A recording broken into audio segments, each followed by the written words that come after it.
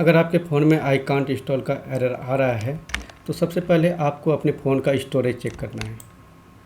Storage check करने के लिए आपको अपने मोबाइल के सेटिंग पे जाना है। सेटिंग पे जाने के बाद अबाउट डिवाइस पे आपको क्लिक कर देना है। क्लिक करने के बाद आप अपने फ़ोन का स्टोरेज यहाँ से चेक कर सकते हैं। अगर आपके फ़ोन में स्टोरेज अवेलेबल नहीं है, उसके बाद भी आप एप्लीकेशन इंस्टॉल करेंगे तो भी आपके फ़ोन में आई कांट इंस्टॉल का एरर आएगा। ठीक है, अगर आपके फ़ोन में स्टोरेज है फिर भी ये एरर आ रहा है तो इसको फिक्स करने के लिए आगे का प्रोसेस